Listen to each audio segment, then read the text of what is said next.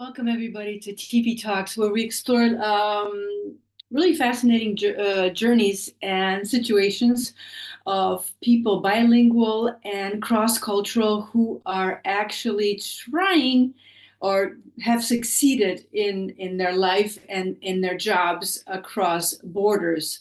And today we're joined by Hans, who will be coming in a little while to join us in. And I've been wanting to do this for a while because as an international career coach, I'm always saying, well, this is what you have to do that.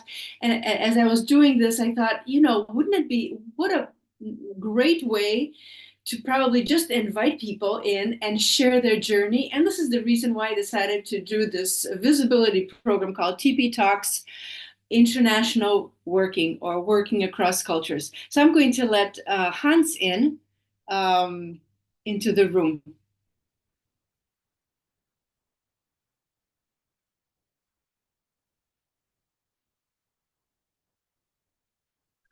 Can you hear me? Can you see me?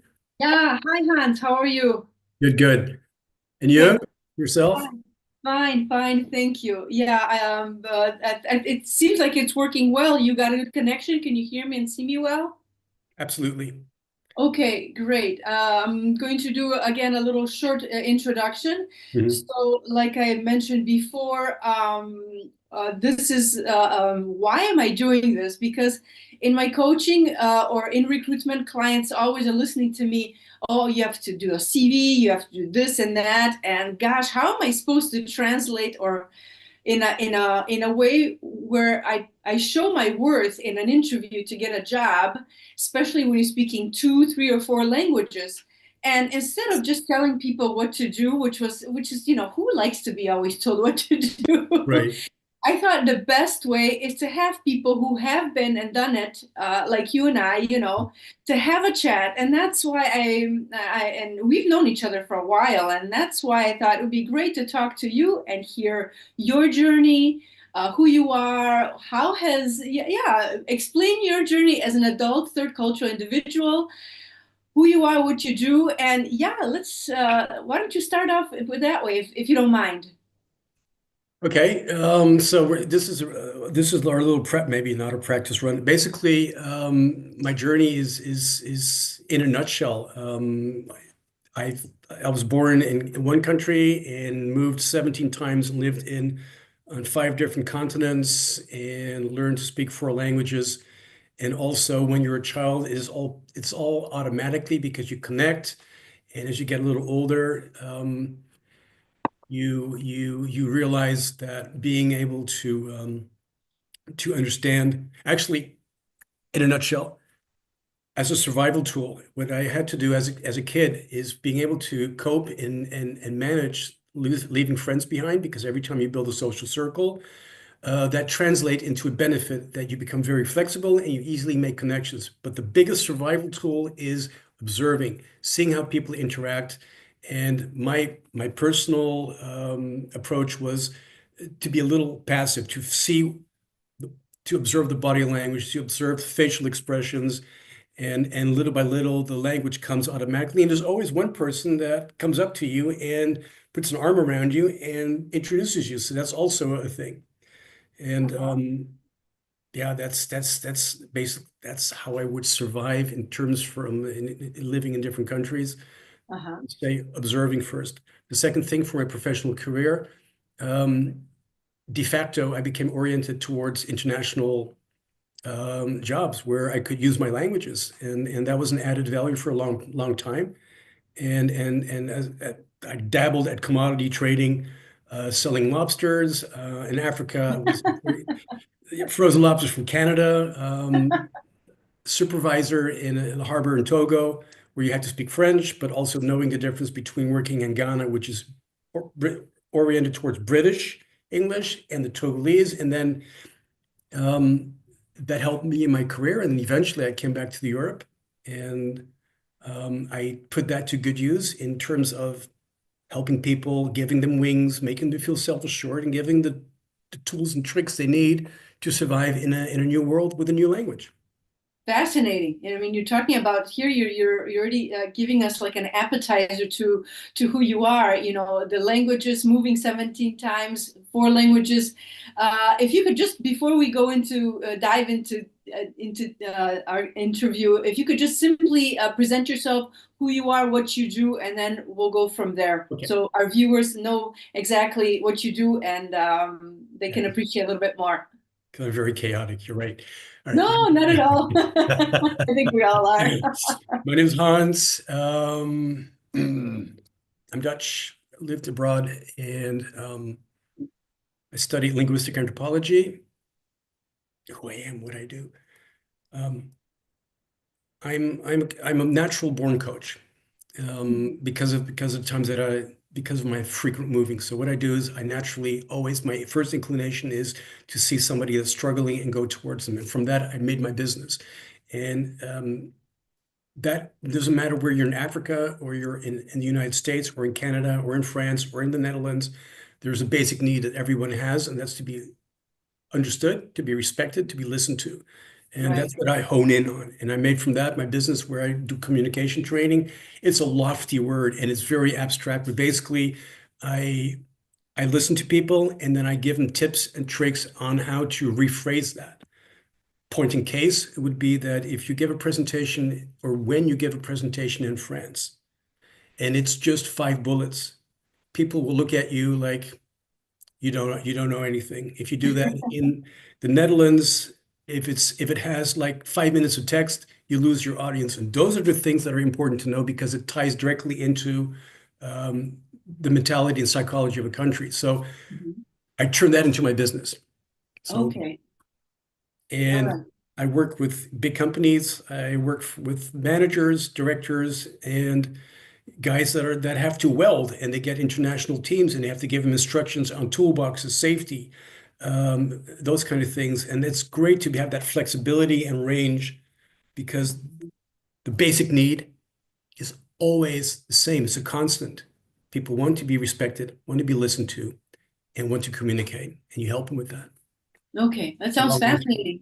And so it seems like, please correct me if I'm wrong. So you're more like a English trainer and coach that puts a lot of the cultural essence of how to communicate across cultures in English. Am I wrong?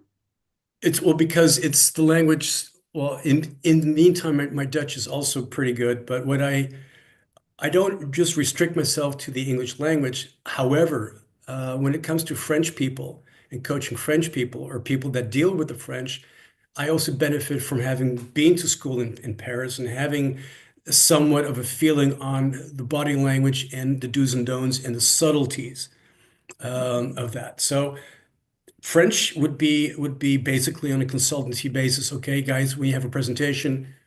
This is what you need to focus on. This is how you need to word it. It needs to be a little more elaborate than just a few lines. There's that kind of this body language, this posture, this voice. So that's would be the French market. In the Netherlands, it's a luxury market because most Dutch think they know English very well or they know how the world works, but so that's why I do what I do. My main business is here, but I know that because of internationalization, because of AI, because of being able to put in a good prompt to get a good response, you need English for that. So I hear that you pretty much coach people how to speak English in different cultural contexts, like speaking English with a French public or speaking English in a Dutch context. Would that be? Or for a Dutch person who has a B1 level in French, how to tweak and fine tune their approach also. Because Okay. on the subconscious level, you always rely on your cultural background to the way you speak. So the Dutch would be Right. direct and short. That's the thing. So Okay. it's English and it's multilingual basically, but it's mostly the culture, the coaching. Okay. Now I'm very curious. We've known each other now for quite a while, Mhm. and I know you speak 4 languages. I know you speak English, of course, French and Dutch. And what's the fourth Some language? German, some German. So basically, German. I fully understand it, and I can, yeah. It's A2 B1 German. Okay. And how has that, your childhood and speaking the four languages, your parents who come from two different countries, how has that influenced you in the way you found your job and how you balance life and job in general? Ooh, that's a good one. Yeah, my parents, my mom is Belgian, my father is Dutch from German origin. Um, how do I balance that? Or It's maybe you don't. I honestly, I don't balance it. Coming from Slovenia, having lived in the U.S. and now having a family that's mix of Austrian, Colombian, and French and whatnot. Maybe the balance word isn't that great, but how do you juggle maybe all of that? Because as we were young, we went through a lot and observing, and just like you said before, and I really agree with you in that you're passive, you observe, and you really calculate and think about when you're going to speak, to kind of observe and make sure that the scene, the moment, the safety space is okay. How do you juggle? Maybe not. Well, if I juggle, if you would like to, the juggling part is actually it's very, very simple. It's very intuitive. It's also, I think it also ties in directly with the personality that you have. So if you have if it's actually that if you're a giver by nature, that actually helps you because you're not going to just make a point and stand behind. You need to be flexible. And so the juggling means a certain amount of flexibility, but it also ties in directly with who you are, what your psychological makeup is. And if you're rigid by nature, or you're dominant, super dominant by nature, or you're not, you have dominant social, but let's say you're a dominant person, you can say it's my way or the highway. And that's something that you don't want to do. So if you look for a job, you want to go abroad, that flexibility and your personality will also play an important part. Can you tell me a time where that was to your advantage, where you used all this interculturalness and multilingual ability that played in your favor? Okay, what played in my favor was the fact that when I was an account manager I sold training, psychometric training and things like that. So it's not very tangible. But what I did as an account manager, when I first came to the Netherlands, I still had a very strong American accent. And eventually, in a playful way, I need to add that. Um, um, Two things, actually. Maybe let me backtrack a second. As a child, I grew up in Canada. So as a kid, you get show and tell time. That means that any reticence to stand in front of a group is already actually, but they take that away. So in terms of going to the client, interfacing with people, talking to people, picking up the phone, that's a great benefit. In the Netherlands, I use my accent as an opening door because they thought, hey, this is Ah, intriguing. This is a Dutch guy where's he from? We're kind of curious. We want to see him. And that's how I got my appointments. so that was really to your advantage, be it in a professional way or also opening up to possible relationships and whatnot, right? Well, that's absolutely right. You're absolutely right in that because here it is. There's the social norms and there's a way of interacting. But if Mhm. you're from a different area, you are very free in that. You just approach I think, and that's only, I don't know, for me, but I'm very intuitive. So I don't care if you're the CEO, if you're Mark Zuckerberg. I'm just going to be myself and say, hey, dude, not like that, obviously, but I'm going to say, I'm going to connect, I'm going to zone in on the signals that I get, the way they look, and use my language then as an asset because they say, okay, well, first of all, this guy's going to be bilingual. He possibly has some kind of international experience, or he has some kind of cultural aspects that we could use. So actually, what you do is you deploy your language skills as an added advantage, as a useful tool.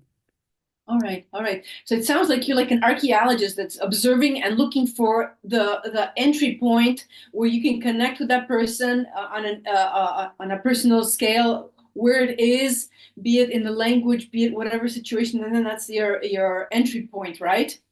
Absolutely, and but again, I would say, Tanya, it's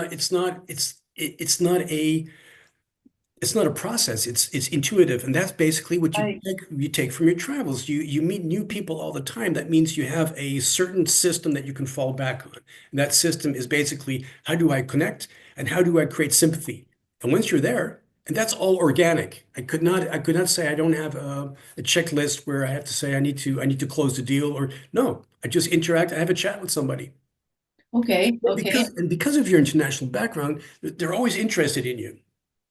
Right, right. Or sometimes fearful, which brings me to the next question is can you tell us a time when your multiculturalness and multilingualism played tricks on you? It was at a Absolutely. disadvantage.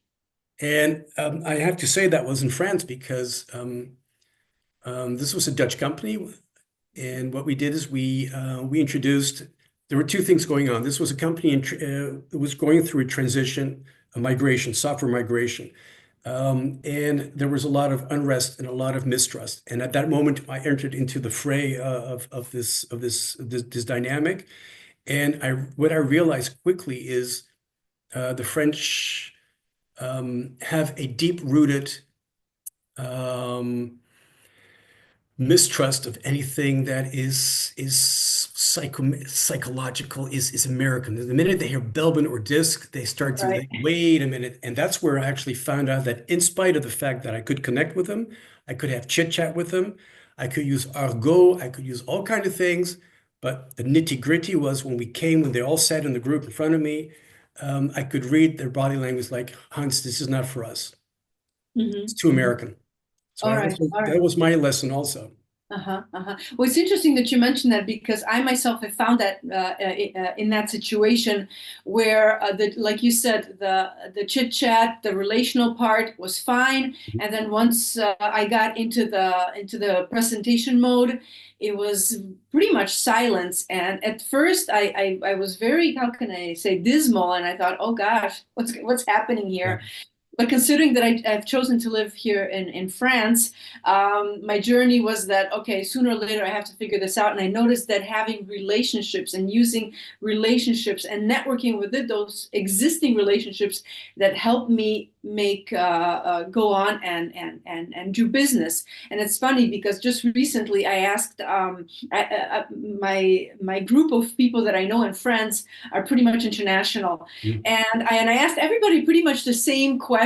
And it's funny how, okay, the French and the Spanish, they're like, yes, but let's talk about it. And they really wanted to have that offline talk. Whereas someone that's US American, Australian, or from the UK, they just said, sure, no problem. Let me get back to you in a couple of days. And then a couple of days passed and they sent me some connections. So it's really interesting how that cultural factor plays in the day-to-day business, and how I need to be aware whether I'm coming too strong or maybe using another filter. As you mentioned previously, I like what you said before, to really be there and observe and see what tools or how to come in Mm. to not be that strong and not give up, because I think regardless of where we are, which culture and country, people are interested in people, and we all want to do business or exchange services. So that's going to be kind of the going thing. And I really appreciate you mentioning that clash of cultures between the French and the Dutch, and that's I think it's important to know that exists.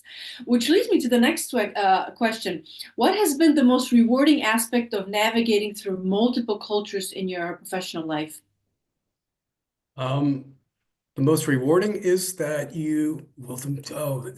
that's a very broad question. If I may, I think what helped me, what was rewarding is when I had a group of Polish and Bulgarian seasonal workers, which was a challenge. And two things. It was given to me because Hans can do anything. It's like Mikey. Mikey can eat all the rubbish, so Mikey will eat it. So Hans, you can do that, not a problem. And I sat in front of a group of exhausted people that had been working all day. But I did a little research again. So basically on the intuition part, but the research I did is um, first of all, how are people from Eastern Europe treated in part of Europe? So there's a lot of hurt, there's a lot of and a lot of resentment and mistrust there. Um, I had a mission, which was for them to be able to speak some English so they can talk to each other, and there were people. So I thought, okay, I can be fully focused on the grammar or on sentences, or I can use that just to connect and ask them questions, because that's what I did. And one guy was a furniture maker, the other guy was an ambulance driver, and they all lit up. And one guy was a cook. I said, you know what, in English, so how do you make beef stroganoff? Go to the board and give me the. So I caught them by surprise, and they did it, and it was a success. But that was rewarding, that the a priori towards a Western guy training a group of people that were exploited, that had tough lives, that were there for one purpose, to earn money, is to make them feel there's a different world out there. And that was super rewarding, because I got great reviews, and I'm still in touch with a few of these guys, and Mhm. that was great. Okay, and you establish trust, because I think trust is really the key to anything, Absolutely. right? And genuine. The thing is, we are in business. But it doesn't, I don't want it to be the first thing they see. I just want to just have a chit chat with somebody. Yeah, it's good to know each other, who Yeah. you are, what page you're standing on.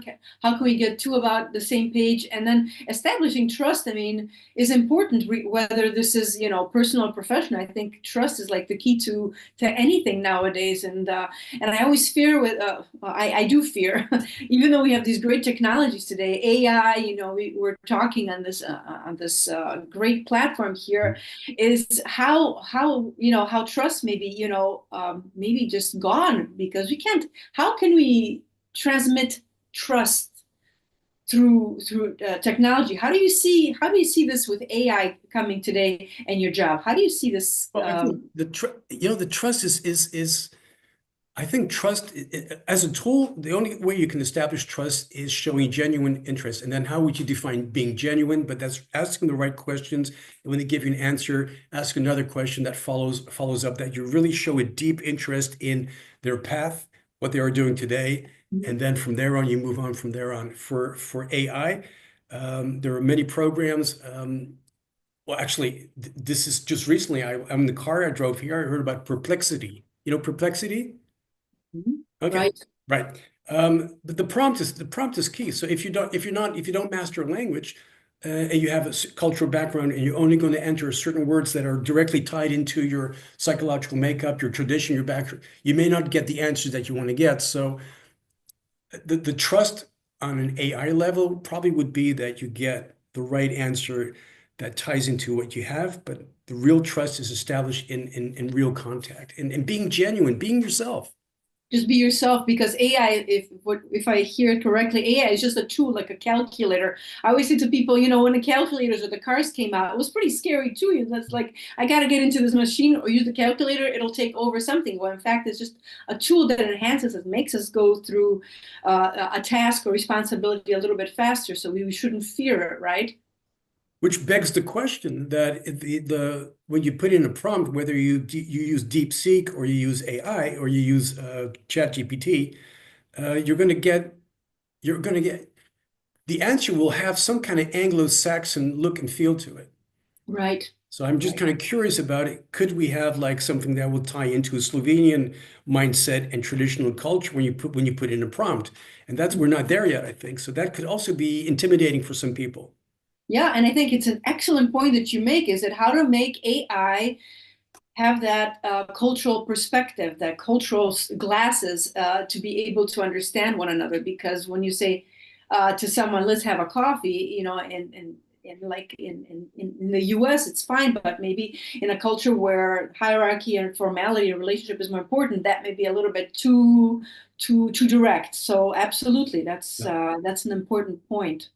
So that's, in a nutshell, Tanya, I think we are travelers. We've been around and we survived, and we did more than survive. We lived, we worked, we had a life, but we all know that it's not easy, and it goes through a lot of hurdles, and eventually you develop a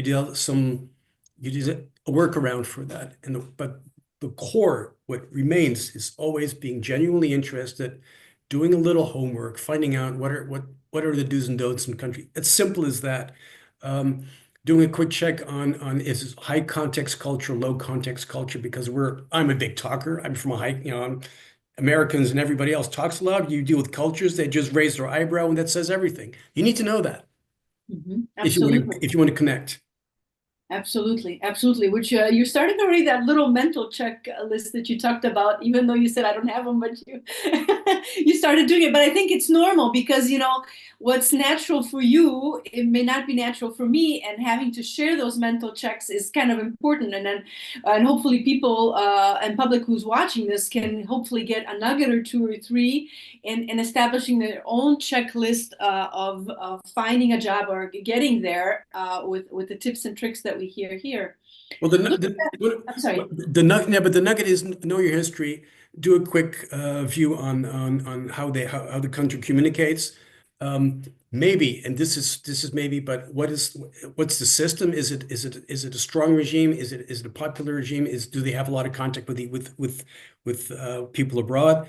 When I went to Russia, I went to St. Petersburg a long time ago, and it was kind of an eye-opener to be at the airport there and have stern-looking people.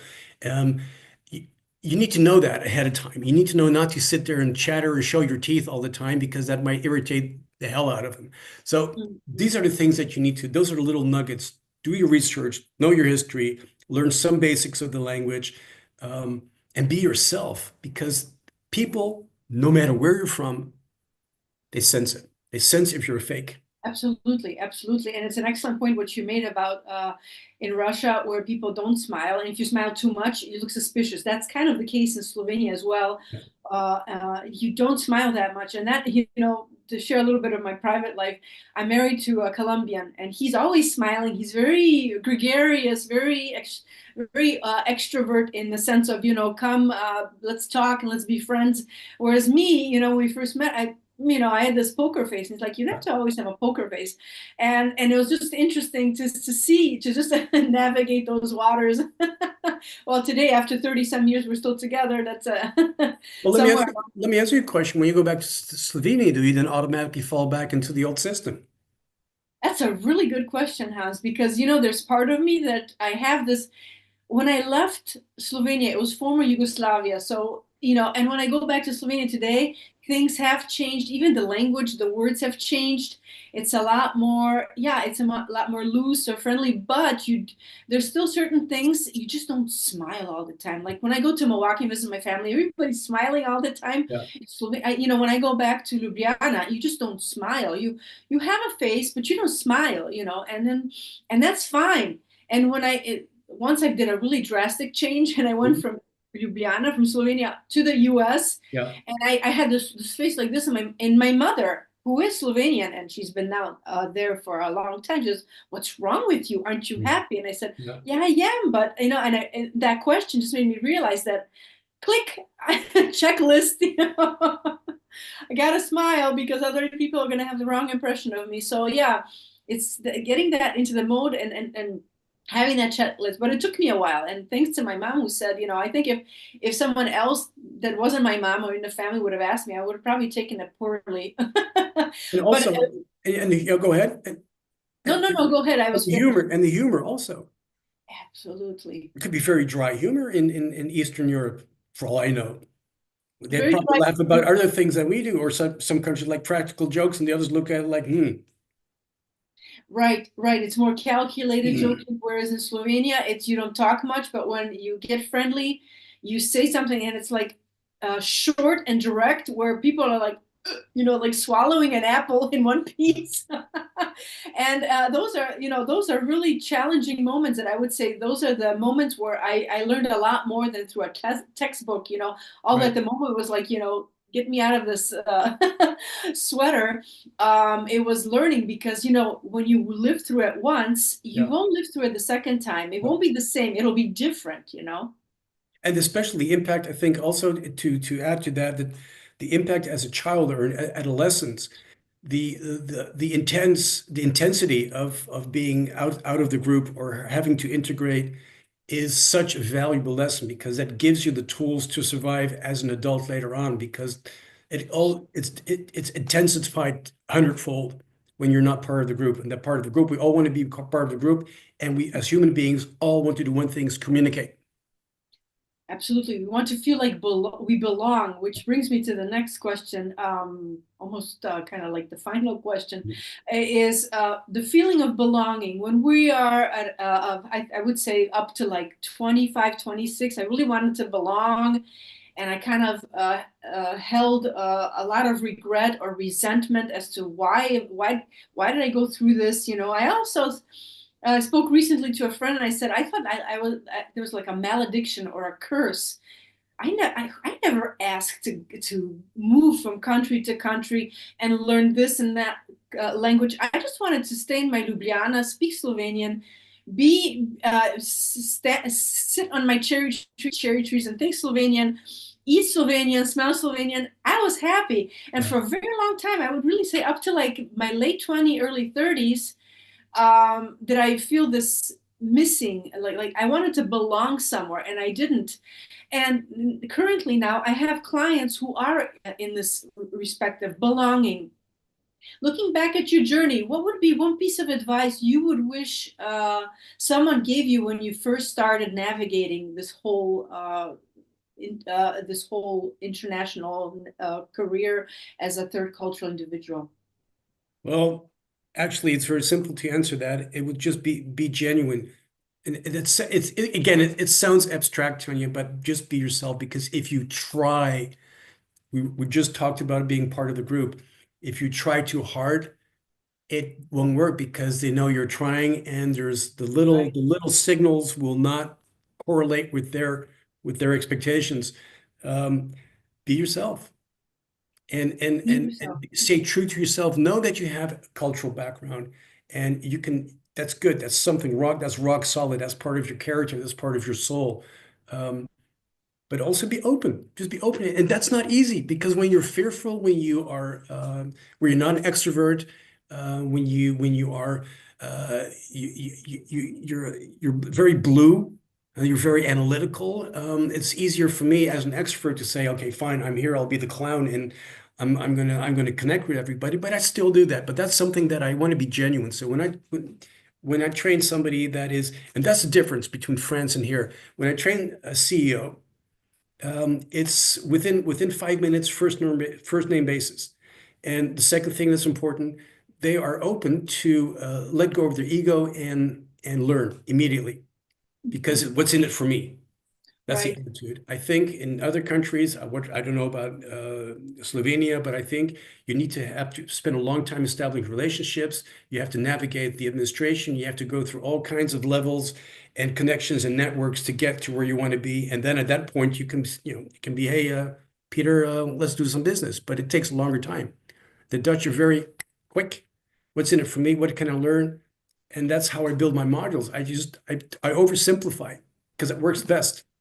Hmm. But that's Because who I am.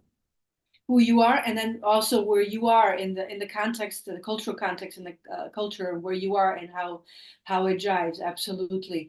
Well, this has been really super interesting, our conversation. And before we go off, where can people find you, and what can they look for? What can we find? Can we find you on LinkedIn?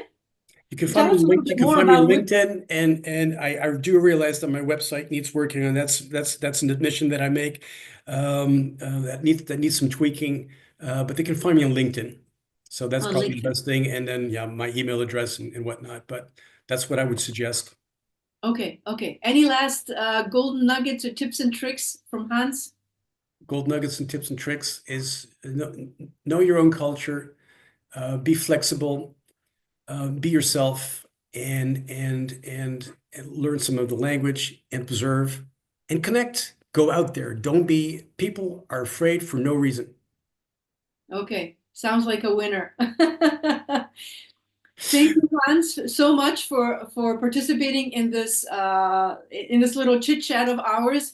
I hope those of you who are bilingual or third cultural individuals that are looking for jobs or moving across and looking for jobs, career, whether you're at the beginning, in the middle, or at the end of your journey, I hope these are some nuggets that you can take and use. And we wish you all the best. Thank you. Bye, bye, Hans. Thank And you. thank you for the opportunity, Tanya. Bye bye.